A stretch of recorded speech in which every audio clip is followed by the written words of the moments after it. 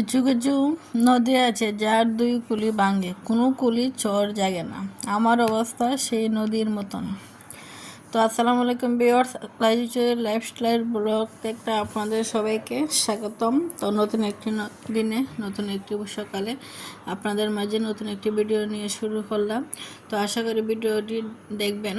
আর প্রথমে শুরু করে মনে করে দিলাম একটু কষ্ট করে লাইক কমেন্ট করবেন। আপনাদের লাইক আর কমেন্টে আমার একটা ভিডিওর অনুপ্রেরণা। তো আপনারা তো দেখতেছেন কী বানাইতেছি। আসলে আমার ভিডিওর কোয়ালিটি তেমন একটা ভালো আনতে পারতেছি না, কারণ আমার যেহেতু ভিডিও করার কোনো কিছু নাই, যেখানে তেমন একটা আমি সুবিধা করে ভিডিও করতে পারতেছি না। যা আছে তাই নিয়ে আসলে কষ্ট করে ভিডিও করতে হয়। তো ওইদিকে আমি আজ একটা মেয়ের পছন্দের খাবার রেডি করবো, ও খুবই পছন্দ করে। তো অনেক দিন বলতেছে মা আমি এগুলো খাবার খাবো। তো ভাবতেছি রেডি করব, কিন্তু রেডি করে আর করা হয় নাই। তো আজকে যেহেতু বৃষ্টির দিন, ভাবলাম আজকে তৈরি করে নিই। আর বৃষ্টির দিন এগুলো স্ন্যাক জাতীয় খাবার খেতে অনেক ভালো লাগে। তো আমি যেহেতু ঘরে রান্না করতেছি, আমি ঘরেই সব কিছু কিনে এনে রেখে দিই। আর বাইরের খাবার এত বেমজা, আমি মনে করি ঘরে রান্না করা ভালো। আর এত মানে অস্বাস্থ্যকর যেগুলো বলার বাহিরে। তো যেটুকু চেষ্টা করবেন কষ্ট করে হলো বাচ্চাদেরকে ঘরে তৈরি করে খাওয়াবেন। আর হোমমেড খাবারগুলো আবার মোটামুটি ভালো। তারপরে নিজের ঘরে খাবারগুলো আমি মনে করি ভালো। তো আমি মাসের প্রথম দিকেই যেগুলো স্ন্যাক জাতীয় খাবার সব জাতের জিনিসপত্র কিনে এনে রেখে দিই। তো একটু একটু করে বানাই দিই, আমার এক মাস চলে যায়। প্রায় বাজারে এইগুলো জিনিস কিনে এনে রেখে দিই রুমে, তারপরে এইগুলো বানাই। তো মুরগিটা ম্যারিনেট করে রেখে দিলাম। তো বুঝতেই পারছেন দেখে যে চিকেন ফ্রাই বানাবো আর 5 ডেজ রান্না করবো। 5 ডেজে রান্না করার জন্য আমি ঘুমতে উঠে আগে ভাতটা রান্না করে চালটা একটু মেলে রাখছি ঝরঝরা হওয়ার জন্য।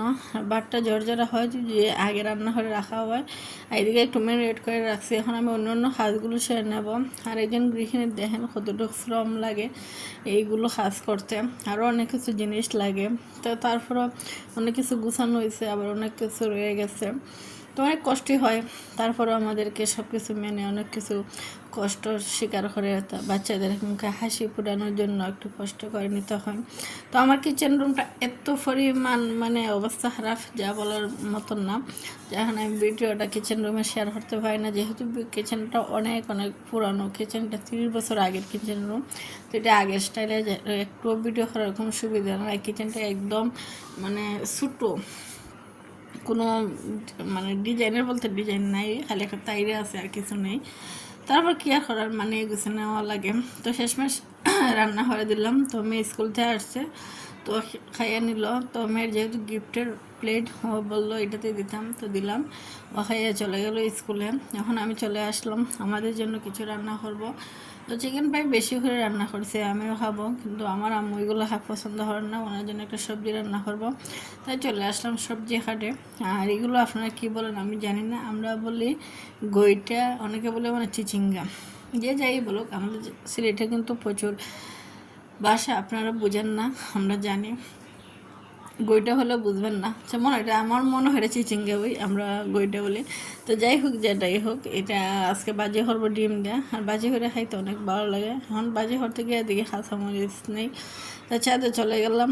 তো কিছু কাঁচামরিচ নিয়ে আসলাম। আর গাছের কাঁচামরিচ দিয়ে বাজি খাইতে অনেক ভালো লাগে, অনেক মজা লাগে। আর দেখবেন ওইগুলো বাদ দেন না, সাবাইয়া খাইতে অনেক টেস্ট লাগে। ঘরের যেহেতু জিনিসটা, আমার প্রচুর কাঁচামরিচ দিয়েছে মাশাআল্লাহ, আল্লাহর রহমতে। এখন গাছগুলো যদি টিকে যায়, দোয়া হবে না আমার গাছটা যাতে না মরে। এখন গাছগুলো অনেক সময় মারা যায়। তো আমি শেষ প্রান্তে চলে আসলাম। ভালো থাকুন ভিউয়ার্স, আসসালামু আলাইকুম।